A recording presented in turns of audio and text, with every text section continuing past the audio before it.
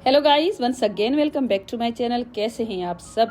आज कुछ ऐसे आइडियाज शेयर करने वाली हूं जिनकी आपने कुछ रिक्वेस्ट की थी और उसके साथ साथ मेरे कुछ ऐसे आइडियाज जिनको यूज़ करके आप अपनी होम मेकिंग की जर्नी को और ज़्यादा निखार सकते हैं और उसके साथ साथ आप अपने कामों को आसान भी बना सकते हैं। सबसे पहले आप यहाँ पर मेरी मिनी केटल देख सकते हैं।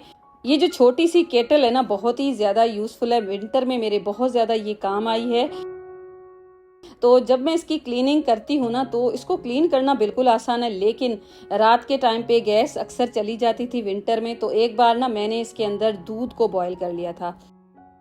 तो दूध ज़्यादा होता है और इस केटल की कैपेसिटी बिल्कुल कम थी। तो मैंने क्या किया, आधा एक बार बॉयल किया। जब दूसरी बार बॉयल किया ना, वॉश करके नहीं मैंने बॉयल किया था, इसकी जो बेस है ना उसके ऊपर दूध जल के लग गया। तो इस तरह की आप गलती बिल्कुल भी ना कीजिएगा। तो मैंने तो ये गलती कर दी थी। तो एक बार तो मैंने इसको क्लीन कर लिया था, लेकिन मेरे पास एक कमेंट आया था कि इसको आप किस तरह से क्लीन करती हैं, क्योंकि इसमें आप देख सकते हैं इस तरह का स्विच लगा है। पानी वगैरह जाने का भी डर रहता है, करंट का भी डर रहता है। तो मैं ना क्या करती हूँ, इस तरह से एक टिश्यू पेपर मैंने कट कर दिया है। आप कोई कपड़ा लगा सकते हैं, टी शर्ट का कपड़ा भी इस तरह से आप इसके अंदर लगा दीजिए और अब इसके ऊपर टेप लगा दीजिए। टेप कोई भी आप लगा सकते हैं, ट्रांसपेरेंट पड़ा है या इस तरह का टेप कोई भी आप इस होल के ऊपर भी लगा दीजिए और साथ में जो एक छोटा सा बटन लगा है ना उसके ऊपर भी लगा दीजिए। फर्स्ट टाइम जब मैंने इसको क्लीन किया था ना, तो बहुत ज़्यादा जली हुई थी, तो वो तो वीडियो मैं आपके साथ शेयर नहीं कर सकी। अभी भी आप यहाँ पर देख सकते हैं थोड़ी बहुत अंदर से जली हुई है, इसके ऊपर निशान भी हो गए हैं। तो मैंने ना इसके ऊपर अंदर डाल दिया है बेकिंग सोडा और उसके ऊपर मैंने डाल दिया है विनेगर, तकरीबन 1-2 टेबल स्पून के जितना होगा। साथ में ये मैंने डिश वॉश लिक्विड ऐड किया है। थोड़ी सी देर के लिए मैं इसको रेस्ट दे दूंगी और थोड़ी सी देर में ये बिल्कुल नीट एंड क्लीन हो जाएगी। तो बस इस तरह से जब मैंने डाला ना, अगर आपकी केटल मेरी तरह बहुत ज़्यादा जली हुई है ना, तो आपको क्या करना है, इस तरह का कोई स्पंज ले सकते हैं। तो बहुत अगर ज़्यादा जली है तो आप इसमें स्टील वूल भी यूज़ कर सकते हैं, क्योंकि इसके अंदर स्टेनलेस स्टील है, तो इस तरह से ख़राब नहीं होगा। तो मैंने ना पहले इस तरह से साफ़ कर लिया। उसके बाद इसके जो बिल्कुल ऐसी स्पेसेस हैं जहां पर स्पंज से ठीक से सफाई नहीं हो रही थी, तो मैंने एक ब्रश ले लिया है। टूथब्रश भी ले सकते हैं। और यहाँ पर आप देखें इसकी साइज़ है ना, उसको मैंने कम कर दिया है, वो इसीलिए कि स्पंज के साथ मैं अच्छी तरह से क्लीनिंग कर लूँ।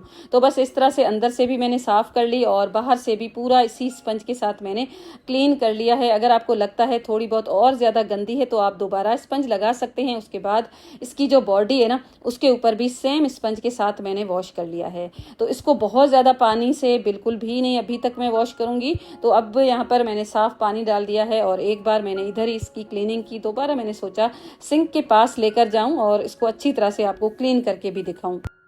तो मैं इसको सिंक के पास लेकर आ गई और बस अच्छी तरह से मैंने इसको पानी के साथ वॉश कर लिया है। बाहर से जो इसकी स्पेस है ना, उसके ऊपर मैंने ज़्यादा जो रनिंग वाटर है ना वो नहीं डाला है, बिल्कुल थोड़ा थोड़ा सा करके मैंने बाहर से भी इस पूरी को क्लीन कर लिया है। लेकिन आप यहाँ पर देख सकते हैं अभी तक मैंने इसका जो स्विच है ना वो बचाया है। और इसको जब हम स्प्रे के साथ रेगुलर बेसिस पे क्लीन करते हैं ना, तो बिल्कुल गंदी होती ही नहीं है। मेरे पास इतने सारे अप्लायंसेज हैं, तो उनको मैं एक जो मैं अपने DIY करके स्प्रे बनाती हूँ उसी के साथ क्लीन कर लेती हूँ। साल चलते हैं, बिल्कुल भी सरफेस है ना उसकी खराब नहीं आती है। तो यहाँ पर आप देखें बिल्कुल नीट एंड क्लीन हो गई है। तो उसके बाद मैंने एक साफ कपड़ा ले लिया है और इसको बिल्कुल कर लिया है साफ सुथरा। और यहाँ पर मैं टेप है ना आपको निकाल के भी दिखाऊंगी और टिश्यू पेपर है ना बिल्कुल भी गीला नहीं हुआ है। आप टेप लगाते हुए मेक श्योर कर लीजिएगा कि टेप अच्छी तरह से लग चुका है या नहीं लग चुका है। तो इसको साफ करने के बाद मैंने सोचा आपको इसको स्विच में लगा के भी दिखाऊं कि वर्क करती है नहीं करती है। तो मैंने इसकी वायर को लगा दिया और यहाँ पर आप देख सकते हैं बिल्कुल अच्छी तरह से ये काम कर रही है।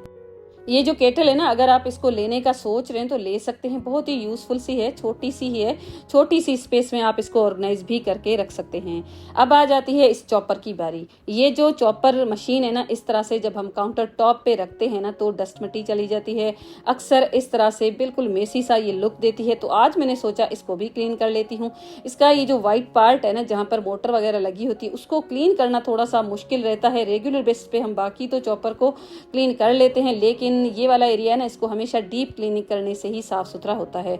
तो इसके अंदर इस तरह से मैंने बेकिंग सोडा डाल दिया है और इसके ऊपर मैं कुछ ड्रॉप्स ही डालूंगी विनेगर के। ज़्यादा आपको विनेगर नहीं डालना है क्योंकि मशीन के अंदर भी जा सकता है। बस थोड़ा सा ही कुछ ड्रॉप्स इसके ऊपर मैंने लगा दिया है। उसके बाद टूथब्रश के साथ मैंने इस पूरी को क्लीन कर लिया।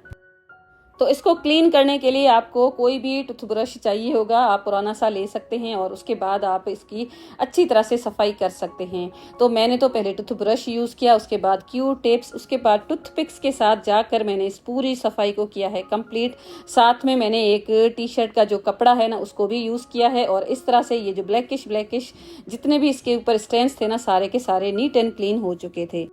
तो इस पूरे की तो मैंने डीप क्लीनिंग कुछ इस तरह से कर ली थी और अब इसकी जो साइड्स है ना उसको मैंने जो अपना DIY स्प्रे है ना उसके साथ नीट एंड क्लीन कर लिया था।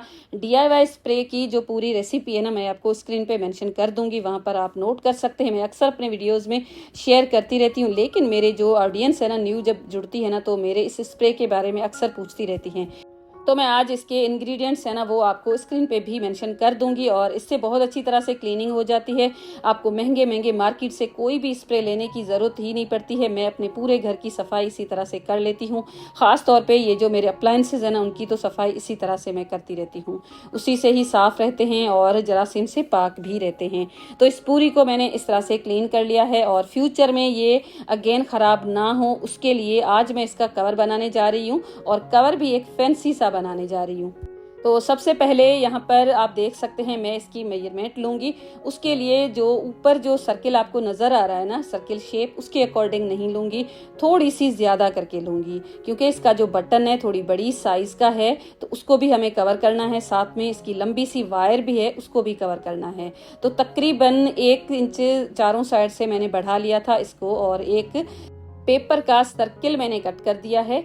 कोई भी पेपर लेकर पहले सर्किल को कट कर लीजिएगा ताकि आपके काम है ना और ज़्यादा आसान हो जाए और ज़्यादा फिनिशिंग के साथ बन जाए। अब ये जो प्लास्टिक है ना इसका भी आप पूछेंगे कि ये आपने कहाँ से ली है। ये जो है ना जहाँ पर डाइनिंग टेबल के कवर वगैरह मिलते हैं ना वहाँ पर आपको इजीली मिल जाएगी। मैंने भी इसी प्लास्टिक का अपने डाइनिंग टेबल को कवर करने के लिए यूज़ किया था। तो थोड़े बहुत पीसेस अभी तक मेरे पास पड़े हुए थे तो उसी को आज मैं रीयूज़ करने वाली हूँ। छोटे छोटे से पीसेस थे लेकिन ये जो कवर है ना ये बन जाएगा। अब यहाँ पर आप देख सकते हैं इसकी जो साइड्स है ना उसको कवर करने के लिए मैंने इसकी मेजरमेंट ली है।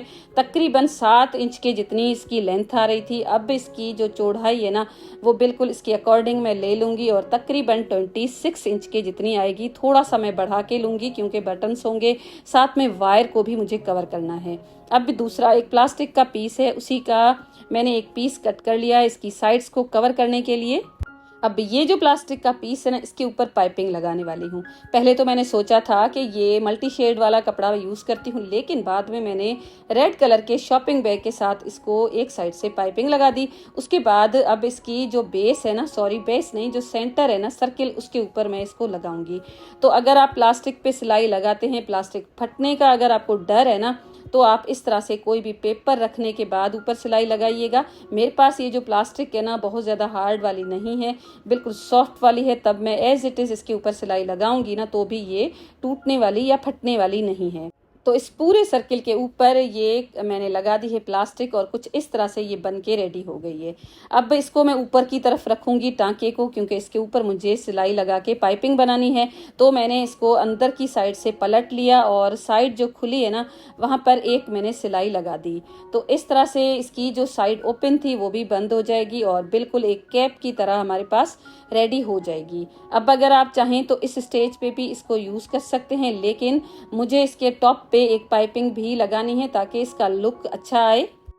अगर आप सिलाई के साथ पेपर लगाते हैं ना तो पेपर को निकाल लीजिए और दोबारा इसको पलट लीजिएगा और इस तरह से ये सिलाई ऊपर की तरफ जब आ जाए ना तो अब इसके ऊपर एक पाइपिंग लगा दीजिए।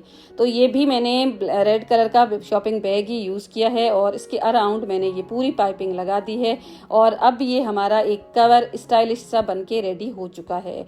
तो इसको बनाना बहुत ज़्यादा आसान है। अगर आप बिगनर्स हैं तो आप बना सकते हैं। अगर आप प्लास्टिक को यूज़ करना नहीं चाहते तो कोई शॉपिंग बैग यूज़ कर सकते हैं। अगर आप चाहें तो कोई कपड़ा भी यूज़ कर सकते हैं। मुझे तो एक सिंपल सा आइडिया आपके साथ शेयर करना था, तभी मैंने इस तरह से इसको बना के रेडी किया है। क्योंकि अक्सर जब मैं अपने वीडियोस में कवर वगैरह शेयर करती हूँ ना और फिर अपने अप्लायंसेस के ऊपर उनको लगा देती हूँ। तो कुछ मेरी ऐसी सिस्टर्स हैं, उनको ना अपने अप्लायंसेस को कवर करके रखने का बिल्कुल भी शौक नहीं। वो बोलती हैं कि आप इन सबको कवर करके क्यों रखती हैं, क्योंकि ये नज़र ही नहीं आते। आज तो यहाँ पर आप देख सकते हैं, ये ट्रांसपेरेंट सी प्लास्टिक मैंने इसके ऊपर लगाई है, और अब ये जो चॉपर है ना, नज़र भी आती रहेगी, और काउंटर टॉप पे जब हम इसको रखेंगे ना तो रखी हुई भी अच्छी लगेगी, क्योंकि अब समर भी स्टार्ट होने वाली है। और अप्लायंसेस को जब हम काउंटर टॉप के ऊपर रखते हैं ना तो बहुत ज़्यादा गंदे हो जाते हैं, क्योंकि विंडोज़ वगैरह खुली होती है ना, तो डस्ट बहुत ज़्यादा आती है। तो इस तरह से आप मुझे कमेंट करके बताइएगा कि आज का आइडिया आपको कैसा लगा। सेम मटेरियल और सेम स्टाइल का कवर मैंने ऑनलाइन भी देखा था, लेकिन वो मेरी इस चॉपर पे फिक्स आता या नहीं आता। लेकिन आज मैंने कस्टमाइज करके अपने लिए क्यूट सा कवर अपने घर पे बना के रेडी कर लिया होगा। पसंद आया है तो कमेंट ज़रूर कीजिएगा।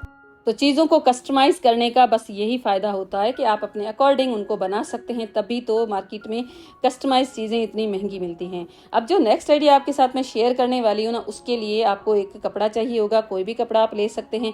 मेरे पास इतना पीस ये बनारसी का पड़ा हुआ था, इसी को मैं रीयूज़ करने वाली हूँ। तो अगर आपके पास दोनों साइड्स का कपड़ा एक जैसा पड़ा है ना, तो क्या ही कहने, मेरे पास एक ही इतना पीस था, तो मैंने इसकी लाइनिंग के लिए दूसरा कलर यूज़ किया है। तो ये जो पीस है ना, इसको मैंने फोम के साथ क्विल्ट कर लिया था। ज़्यादा सिलाइयाँ मैंने नहीं लगाई हैं, सेंटर से बस मैंने इस तरह से 2 क्रॉस करते हुए सिलाइयाँ लगा दी हैं। अब दूसरा जो पीस है ना, वो बिल्कुल लॉन का ही कपड़ा है, लेकिन इसका कलर है ना वो मैच हो रहा था, तो मैंने उसी को यूज़ किया है। उसके साथ मैंने चिप्स बकरम लगा दिया है। तो सबसे पहले तो यहाँ पर इसकी मैं एक सर्किल शेप कट कर दूंगी। सर्किल आप अपने अकॉर्डिंग कट कर सकते हैं। मेरे पास ये जो कपड़ा है ना, 12 बाय 12 इंच का एक स्क्वायर पीस था, और उसको मैंने पहले फोल्ड किया, उसके बाद अगेन फोल्ड करके इस तरह से मैंने इसको एक शेप दे दी। अब मैं इसका एक राउंड शेप कट कर दूंगी। तो इस तरह से एक पीस तो रेडी मैंने कर दिया। तो वैसे तो कोई भी ऑर्गेनाइज़र जब मैं शेयर करती हूँ तो लाइनिंग में कोई भी क्विल्ट नहीं करती हूँ, जैसे बुकरम या राइस बैग नहीं लगाती हूँ। इस ऑर्गेनाइज़र को एक अच्छी सी शेप में मुझे बनाना है, तब मैंने लाइनिंग को भी बुकरम लगा दिया है। तो इसके अकॉर्डिंग 2 सर्किल मैंने कट कर दिए हैं, और इस तरह से इनकी कटिंग को करने के बाद अब मैंने ये जो बेस का कपड़ा है ना, उसको मैंने ले लिया है। उसके बाद मैं इसको कुछ इस तरह से कर दूंगी फोल्ड। उसके बाद सेकेंड टाइम, फिर थर्ड टाइम फोल्ड करने के बाद कुछ इस तरह से जब ये आ जाएगा ना, तो ये 8 पार्ट्स में डिवाइड हो जाएगा। अब आप इसके ऊपर आयरन करके भी निशान लगा सकते हैं। मैंने मार्कर के साथ हल्के फुल्के से डॉट्स लगा दिए थे, ताकि मैं आपको अच्छी तरह से समझा सकूं। अब जहाँ पर मैंने मार्किंग लगाई है ना, वहाँ पर आप कोई भी चीज़ लगा सकते हैं। कोई डोरी लगा सकते हैं, कोई फैंसी लेस लगा सकते हैं। मेरे पास कुछ इस तरह की ये एक लेस पड़ी हुई थी, इसके मैंने 4-4 इंच के पीसेस कर दिए हैं, और तकरीबन 8 पीसेस हैं मेरे पास। और ये जो डॉट्स है ना, उनके ऊपर रख के, और सबसे पहले मैं यहाँ पर पिन्स लगा दूंगी। आप अपने स्टाइल में इनको रख सकते हैं। अगर आप चाहें तो डोरी के साथ यहाँ पर लूप्स बना के भी रख सकते हैं। मैंने इनको कुछ इस तरह से रख दिया है। अब जो दूसरा पीस है ना, वो इसके ऊपर उल्टा करके रखूंगी, और इसको मैं सिलाई लगा दूंगी। सिलाई मैंने ऐसे लगाई है कि लेस के जो भी पीसेस हमने रखे हैं ना, वो सारे के सारे सिलाई के साथ अटैच हो गए थे। सेंटर जहाँ पर आ रहा था ना, वहाँ पर मैंने थोड़ी सी गैप छोड़ी है, ताकि हम इसको सीधा कर सकें। और यहाँ पर ये सिलाई भी लग चुकी है, और बस मैं इसको सीधा करूंगी। ऊपर की तो पिन्स मैंने निकाल दी, लेकिन जो अंदर की पिन्स हैं उनको कैसे निकालेंगे। तो बस इस तरह से किसी तरह से मैंने इसको सीधा कर लिया, क्योंकि इस तरह से ना पिन्स हाथों में भी लग जाती हैं। तो बस इसको कुछ इस तरह से सीधा करने के बाद इसके ऊपर मैंने टॉप स्टिच लगाया है। थोड़ी सी गैप जो थी ना, उसको भी मैंने टॉप स्टिच के साथ ही कवर कर दिया। अब यहाँ पर आप देख सकते हैं कुछ इस तरह से ये बनके रेडी हो गया है। अब मैं आपको इसको बनाने के 2 ऑप्शन देने वाली हूँ। यहाँ पर सबसे पहले आपको एक रिंग लेनी होगी, जो हम कढ़ाई वगैरह करने के लिए यूज़ करते हैं। अक्सर हमारे घरों में ये पुरानी पड़ी रहती हैं। इसको आप एज इट इज़ भी यूज़ कर सकते हैं, लेकिन मैंने इसकी ऊपर की जो साइड है ना, वहाँ पर इसको लेस लगा दिया था, ताकि इसका लुक थोड़ा सा अच्छा हो जाए। और इस तरह से हम इसको यूज़ करने वाले हैं। तो रिंग की एक साइड तो मैंने यूज़ कर ली है, और अब इसकी जो ऊपर की साइड है ना, इसको भी कभी मैं आपको यूज़ करके इसका भी DIY आपके साथ ज़रूर शेयर करूंगी। अभी तो इसको हम एक साइड पे रख देते हैं। अब ये जो अंदर की साइड है ना, इसकी देख सकते हैं कुछ इस तरह से लेस के साथ ही इसको फिक्स कर देना है। तो यहाँ पर आपके पास 2 ऑप्शन है, आपको क्या करना है। यहाँ पर अगर आप चाहें ना तो कोई बटन भी लगा सकते हैं। इसको बनाने के लिए अगर आप एक ही कलर का कपड़ा यूज़ करते हैं तो आप इसको दोनों साइड से भी यूज़ कर सकते हैं। मेरे पास ऐसा ही कपड़ा था तो मैंने इसको इसी तरह से बना के रेडी कर लिया है। तो पहले सब स्ट्रिप्स को मैं इस फ्रेम के ऊपर ही फिक्स कर दूंगी। फिक्स करने के बाद इसके ऊपर अगर आप चाहें ना तो कोई पर्ल लगा सकते हैं, कोई अच्छा सा बटन पड़ा है तो वो भी लगा सकते हैं। यहाँ पर पिन्स लगाने के बाद अगर आप चाहें ना तो सिलाई के साथ भी इनको कवर कर सकते हैं। टिच बटन भी लगाया जा सकता है। अगर आप टिच बटन लगाते हैं ना तो आप किसी भी टाइम पे इसको खोल के अच्छी तरह से वॉश भी कर सकते हैं।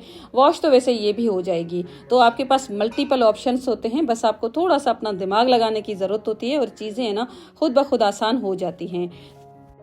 मैं यहाँ पर आपको इस तरह से बीड्स लगा के भी दिखा रही थी और उसके बाद इन सबको मैंने खोल दिया था, क्योंकि मेरे पास ये जो मशीन है ना इसके साथ मैं इस पूरी के ऊपर बटन्स लगा दूंगी ताकि जब चाहे मैं इसको खोल सकूं और वापस से इनको बंद भी कर सकूं। मैंने लेस लगाई है। जब मैं इसको कुछ इस तरह से यूज कर रही थी ना तो लेस है ना वो उल्टी हो रही थी और मेरा जो ऑर्गेनाइजर है ना वो भी दूसरी साइड जा रहा था। तो यहाँ पर मुझे ये प्लेन कपड़ा अंदर की तरफ रखना था तो लेस को मैंने अंदर की तरफ इस तरह से बंद किया है। तो इसको बंद करने के लिए ये जो बटन लगाने वाली मशीन है ना इसी के साथ में बटन्स लगा दूंगी। बटन की एक साइड मैंने कपड़े के ऊपर रखी और दूसरी साइड लेस के ऊपर लगा के इस तरह से ये मैंने सारे रेडी कर लिए हैं। अब यहाँ पर लेस को अगर आप चाहें ना तो कट कर सकते हैं, लेकिन यहाँ पर मैंने हल्का फुल्का सा इसको इस तरह से जलाने के बाद बंद कर दिया है ताकि इसके एक्स्ट्रा धागे वगैरह कुछ भी ना निकले। सारे बटन्स को लगाने के बाद इनको अंदर की तरफ कुछ इस तरह से मैं बंद कर दूंगी और बंद करने के बाद एक क्यूट सी बास्केट आपके पास रेडी हो जाएगी जिसको आपने पहले किसी भी चैनल पे नहीं देखा होगा। और इस तरह से जब आप इसको अपने इफ्तारी में यूज़ करेंगे या कभी किसी दावत में यूज़ करेंगे ना तो बहुत ही अच्छा सा लुक आपके डाइनिंग टेबल को या दस्तरखान को देने वाली है।